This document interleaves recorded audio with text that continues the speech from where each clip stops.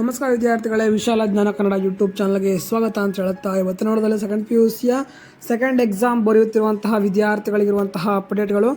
Second PUCಯ second exam ಅಂತಂದರೆ second PUC ಎರಡನೇ ಎಕ್ಸಾಮ್ ಬರೆಯುತ್ತಿರುವಂಥ ವಿದ್ಯಾರ್ಥಿಗಳಿಗೆ ಒಂದು ಮಾಹಿತಿ ಇರುವಂಥದ್ದು. ಏನು ಅಂತ ತಿಳಿಸ್ಕೊಡ್ತಾ ಬರ್ತೇನೆ. ವಿಡಿಯೋನ ಕೊಂದಿರ್ಗ ನೋಡಿ. ನಮ್ಮ ಚಾನಲ್ಗೆ ಇನ್ನೂ ಸಬ್ಸ್ಕ್ರೈಬ್ ಮಾಡದೆ ವಿಡಿಯೋ ನೋಡ್ತಾ ಇದ್ದರೆ ತಪ್ಪದೇ ಸಬ್ಸ್ಕ್ರೈಬ್ ಮಾಡ್ಕೊಳ್ಳಿ. ಪಕ್ಕದ ಬೆಲ್ ಐಕಾನ್ ಪ್ರೆಸ್ ಮಾಡೋಲ್ಲ ಅಂತ ಸೆಲೆಕ್ಟ್ ಮಾಡಿ ಅಂತ ಹೇಳುತ್ತಾ ವಿಡಿಯೋ ಶುರು ಮಾಡೋಣ ಬನ್ನಿ.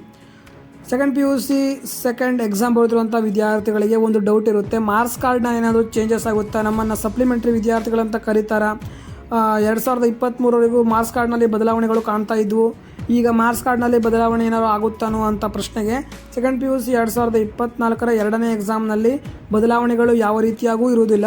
ಮೊದಲನೇ ಸೆಕೆಂಡ್ PUC ಎಕ್ಸಾಮ್ನ ಮಾರ್ಕ್ಸ್ ಕಾರ್ಡ್ ಇದ್ದ ಹಾಗೆ ಎರಡನೇ ಸೆಕೆಂಡ್ PUC ಮಾರ್ಕ್ಸ್ ಕಾರ್ಡ್ ಇರುತ್ತೆ. ಅಂದರೆ ಅದರಲ್ಲಿ ಯಾವುದೇ ರೀತಿ ಚುಕ್ಕಿ ಮಾರ್ಕ್ಗಳು ಹಾಗೆ ಯಾವುದೇ ಒಂದು ಸಪ್ಲಿಮೆಂಟ್ರಿ ವಿದ್ಯಾರ್ಥಿ ಅಂತ ಗೊತ್ತಾಗೋದಿಲ್ಲ.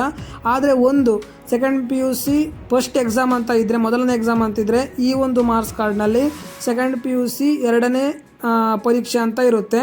ಅದೊಂದು ಚೇಂಜಸ್ ಬಿಟ್ಟರೆ ಇನ್ನು ಯಾವುದೇ ರೀತಿ ಮಾರ್ಕ್ಸ್ ಕಾರ್ಡ್ನಲ್ಲಿ ಬದಲಾವಣೆಗಳು ಇರೋದಿಲ್ಲ ಅಂತ ಶಿಕ್ಷಣ ಇಲಾಖೆಯ ಒಂದು ಸಚಿವರಾಗಿರುವಂತಹ ಮಧು ಬಂಗಾರಪ್ಪನವರು ತಿಳಿಸಿರುವಂಥದ್ದು. ವಿದ್ಯಾರ್ಥಿಗಳೇ ವಿಡಿಯೋ ಅರ್ಥ ಆಗಿದೆ ಅಂದ್ಕೊಳ್ತೇನೆ. ಯಾವ ರೀತಿಯಾಗಿ ಡೌಟ್ ಇತ್ತು ನಿಮಗೆ ಕ್ಲಿಯರ್ ಆಗಿದೆ ಅಂದ್ಕೊಳ್ತೇನೆ. ಇದು ಇವತ್ತಿನ ಒಂದು ಮಾಹಿತಿ ಆಗಿತ್ತು. ನಮ್ಮ ಚಾನಲ್ಗೆ ಇನ್ನೂ ಸಬ್ಸ್ಕ್ರೈಬ್ ಮಾಡಿದೆ ವಿಡಿಯೋ ನೋಡ್ತಾ ಇದ್ದರೆ ತಪ್ಪದೇ ಸಬ್ಸ್ಕ್ರೈಬ್ ಮಾಡ್ಕೊಳ್ಳಿ ಅಂತ ಹೇಳ್ತಾ ಮುಂದಿನ ವಿಡಿಯೋದಲ್ಲಿ ಮತ್ತೆ ಸಿಗೋಣ. ಅಲ್ಲಿವರೆಗೂ ಜೈ ಹಿಂದ್, ಒಂದೇ ಮಾತ್ರ.